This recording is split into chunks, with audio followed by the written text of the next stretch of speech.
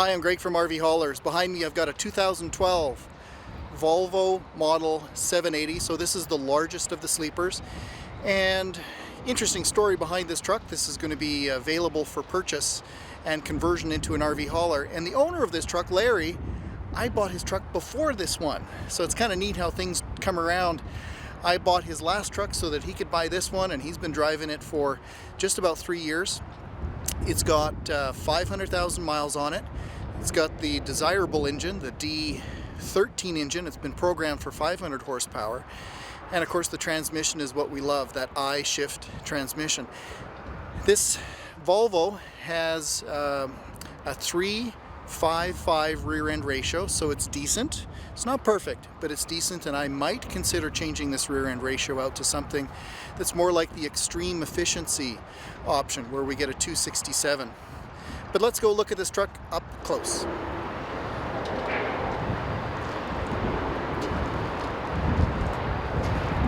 We'll start at the front of the truck with Greg's favorite view of rock chips. And we've got some bugs, but I'll show you really very few blemishes on this whole truck. So tiny rock chips like that. There's a couple more. That's a bug, that's a bug. But the chrome surround on the grille is exceptional. Larry outfitted his truck with the optional chrome bumper as well.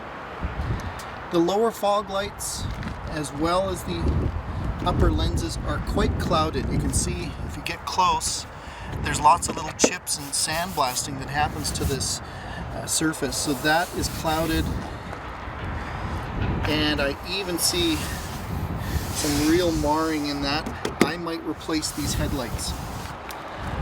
Looking around the truck, here's a chip. This is a fairly deep scratch, and I would see if we can fix this with touch-up paint. I don't think it's worth painting the whole hood for that.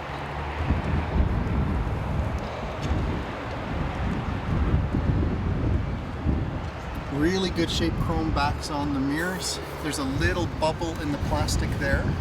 Remember, this is a sticker. It's not actually chrome.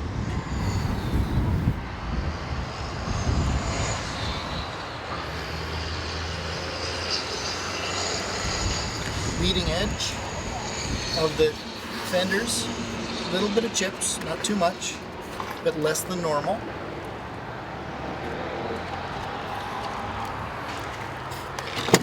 Now this, they've had lots of decals on this truck, and they've been removed already. When he changed companies, his company requirement was that those get removed.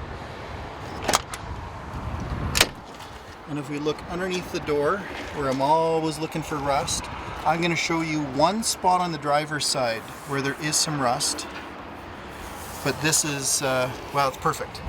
Not a mark. And continuing, remember, driver's side is where we get a lot of the rock chips. There's some, a little bit here.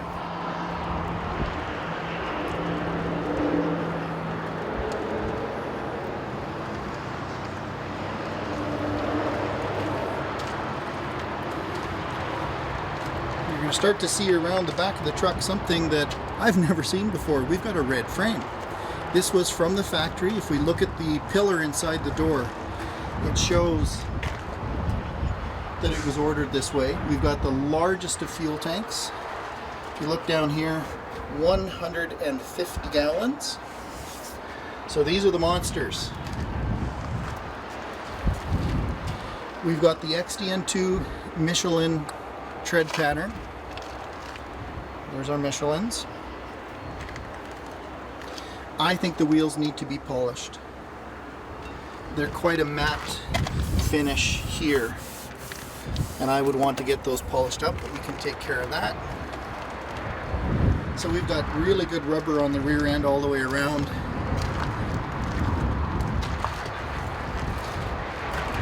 I do see that recently Larry had these airbags changed out for Hendrickson airbags, so these have been done recently.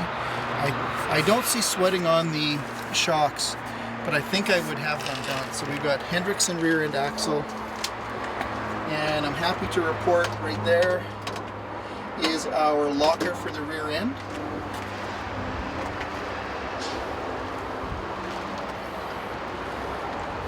Now if you're going to put a bed on this truck, you know, that red frame is going to be completely covered. Of course, the ends of these axle stubs, that's going to be covered as well. They wouldn't be visible, but if you wanted to leave this without a bed, I'd probably paint the frame black.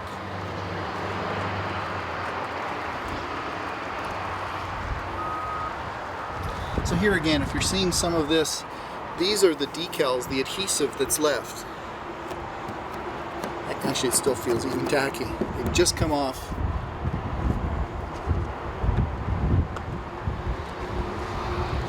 And I do see, I think there might have been something hanging out the door when he closed it. I see a very small, look at this, kind of a little dimple right there.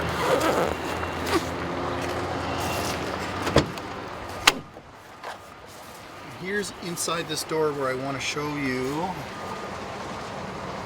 Right there, I can start to see the beginning of some rust. That's mostly dirt, but you can see that the rust is just starting right here.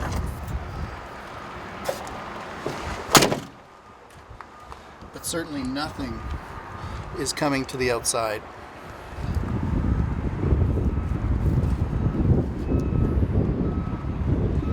Well, I'll zoom in on this leading edge.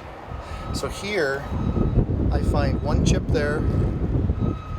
There's one little one. And as usual, the passenger side of the truck is in much better condition compared to the driver's side. I'll take you underneath the hood next. Here on the driver's side, I'll point a few things out. He did replace those front shocks, but I'm seeing moisture on that. I think that that shock has let go and it needs to be replaced. You can see from here the Hendrickson front axle, the air ride suspension is on this truck, so a nice upgrade. And looking carefully, you'll see some of the common points of repairs necessary. There is that bottom sensor has been replaced. Those two sensors, the oil and the crank sensors, are known for leaking, and Larry's the kind of guy that's on top of that all the time. So we see absolutely no leaks. Another common one is from the computer on the side of the truck. We watch this wiring harness. It's called the ECU injector harness. And if we look way up in there, we're always concerned about oil leaks on that. That harness used to come off the back of the engine, and that's where you would look for that leak. But this one has had no leaking evident. And as well, we come down underneath the truck, you'll see super dry. And remember, if it's been leaking over time, we will see indications of leaks along that front axle and further back on the truck. And our inspections show that this one's nice and dry. Larry keeps his trucks in great condition. Coming around the passenger side. Here on the passenger side, while I'm here, I'll talk to you about these tires. If we look at the tread life left on these tires, this is probably a 35 to 40% tread life. The age of these tires is quite young. They've started to show wear. But for our use, I would honestly drive these tires still. You're never going to wear these tires out. You will age them out, and we'll start to see checking and age wears on the sidewalls before you'd wear this out. So my personal preference would be to keep them. I'd drive them until they age out. Here on the driver's or passenger side, I want to show you a little bit of sweating around that connection, but absolutely not a drip. Very, very little moisture there. Probably something that I would steam, that's never going to hit the ground. I would steam it, wash it, and make sure that it doesn't change over time. But look at the shock on this side, just for example. See how that's dry on the bottom? The other shock has let loose. And if we come up on the engine, here too, excellent condition. No leaks. EGR cooler's looking good. I'm not seeing any kind of carbonization or engine leaking on the exhaust. It's all in great shape. Let's go inside. Now Larry has literally just vacated this truck. And I know Larry, he is not a smoker. We've got leather seats. These are the leather seats that rotate and face rearward. Larry's also, these are heated seats. All the options, including the back cycler option on the seats. Larry's quite a clean, tidy fellow. So the steering wheel condition, if you have really dirty hands, these steering wheels, they wear quite quickly. But in this case, you'll see, you can even see a lot of the original stipple from the steering wheel is in place. Sirius satellite radio. Larry also optioned the more expensive heater controls, so you set your temperature to 68 degrees Fahrenheit and it'll keep it there. And looking up, it does have the factory inverter right there. Upper glass is good, upper plastics, honestly like new.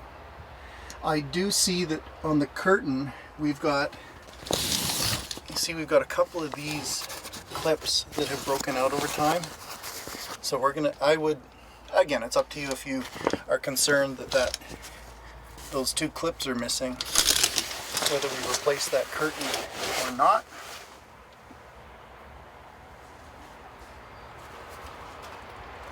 Now, condition of dash plastics. I've got marks right here, and this whole upper piece is replaceable. So I would replace, they call this the fuse cover. It's also a cup holder. You can see we've got some wear on that edge. And his computer was marked on this, mounted on this piece.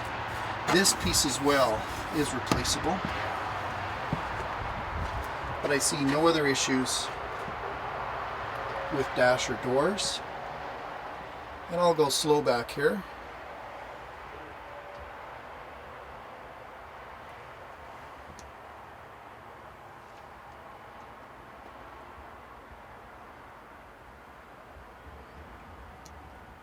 I'm always looking for wear marks in the cushions, wear marks on the back wall. It's great.